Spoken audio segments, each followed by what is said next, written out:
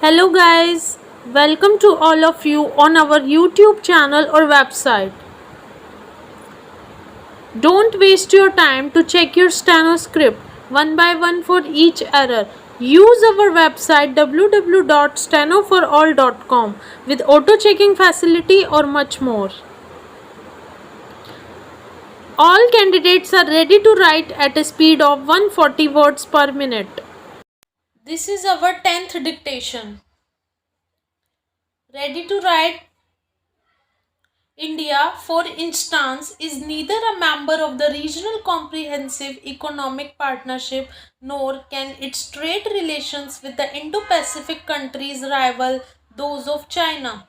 So, given our rather weak economic influence and performance in the Indo-Pacific region, what might help the country is being part of a security arrangement which can take care of its regional defense security concerns. Even before AUKUS, India's current engagement of the Indo-Pacific was neither capable of contributing to its national security nor promoting its economic influence in the region. And now AUKUS may have further shrunk the potential space available for the Quad and India to play a serious role in the region's security architecture. Even though it is not just New Delhi which is hesitant about the Quad venturing into the security military domain, India has been hesitant about the Quad moving beyond the non-military issues. So, what are the sources of New Delhi's hesitation regarding a robust role for the Quad in the security military domain? One could advance two hypotheses in this regard. One, India's traditional reluctance about military alliances and the desire to maintain strategic autonomy. New Delhi fears that militarizing the Quad could undo this jealousy guarded tradition. It is, however, possible to explore military utility for the Quad without making it a formal military alliance.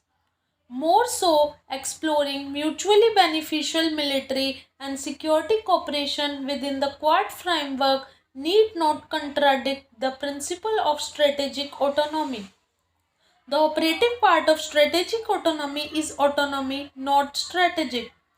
The second hypothesis has to do with domestic political considerations.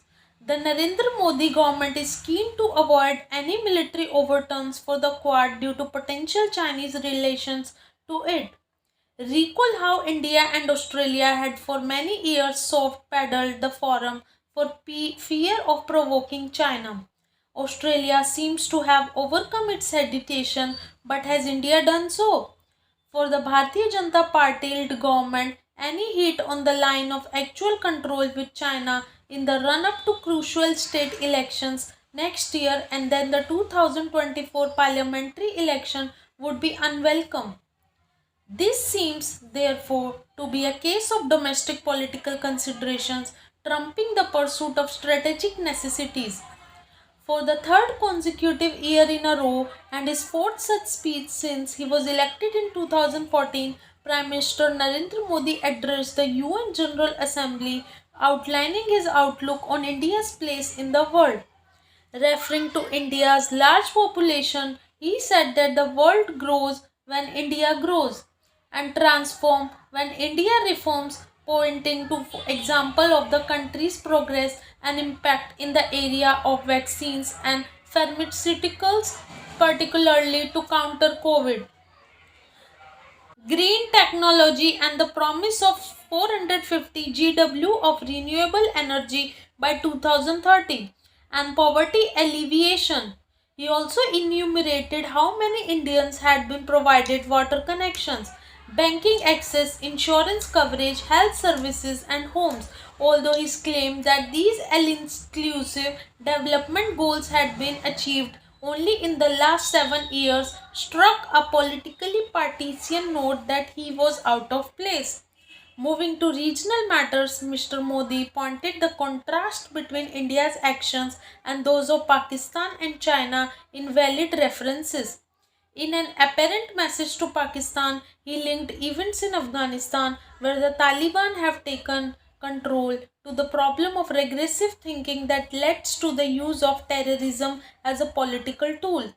He also called for safeguarding the maritime sphere from the race of expansion and exclusion and referred to the need for investigating the origins of the coronavirus subjects China is sensitive about. Addressing the UN directly for its own shortcomings, the PM said that time waits for no one, urging the UN to speed up the reforms process that has been flagging for more than a decade, which would include an expanded Security Council. This, he explained, is the only way to restore the credibility of global governance institutions. Mr. Modi's strongest words come at the beginning of his speech, where he launched a defense of the state of Indian democracy, which has come in for some criticism over the past few years. He said India had been named the mother of democracy for its adherence to democratic values symbolized by its diversity, pluralism, inclusivity, and equality that allowed someone like him who had once worked at his father's tea stall to become the country's leader. The PM's words appear to be a response to comments made during the Washington visit, where the US President Joe Biden and Vice President Kamala Harris stressed the need to strengthen democratic processes internally. Even as he addressed the UN protesters outside, criticized his government for action against activists, NGOs, the laws on agriculture and citizenship, and incidents of lynching and mob violence. While the PM's commitment to India's great tradition of democracy was heartening, it will be measured not by words at the world body but by answers and actions on the ground in India. Tropical cyclones laden with moisture and accumulated energy pose a growing challenge, as they have the propensity to inflict heavy damage to lives and property. As the annual monsoon retreats, thousands are left assessing the impact of Cyclone Gulab, a rare event for September on coastal Andhra Pradesh, Odisha, and other areas inland. These weather system with a gusting wind speed of 70 knots of landfall appears to have been less intimidating than Cyclone Yas and Tokete, although it continued to keep the seas unsafe for fishermen all along the coastline north of Andhra Pradesh after moving overland. There have been some distressing deaths and inevitable material losses for many, and the focus must now be relief and rehabilitation in the recovery phase of COVID 19. The weather system has upended life for many, disrupting key interstate road links and leading to the cancellation or diversion of several trains. The imperative is to reach out to those affected by Gulab with food, shelter, and healthcare support, deploying the many administrative capabilities acquired during the pandemic with the same alacrity. The welcome concern for public health and economic security must lead to stronger institutional responses to natural disasters too.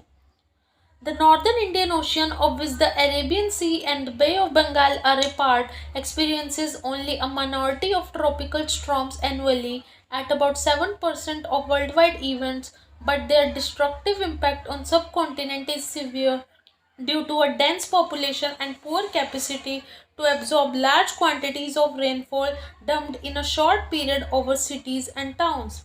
Financial arrangements to ensure the population against material losses also remain weak, and as the experience in West Bengal with Cyclone Amphan demonstrated last year, relief measures can easily fail victim to corruption. The influence of climate change on cyclone characteristics in a world that is heating up due to accumulation of greenhouse gases is an ongoing topic of study. The IPCC in its scientific report on 1.5 degrees Celsius warming said that with a high degree of confidence that changes in the climate system, including the proportion of tropical cyclones, would experience a larger impact from increasing warming.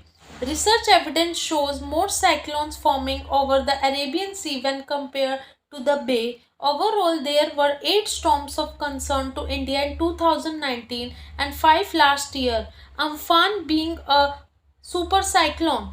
The center and all states cannot afford to allow large-scale losses to communities to continue each year, and going beyond disaster response must put in place institutional structure and insurance system for financial protection.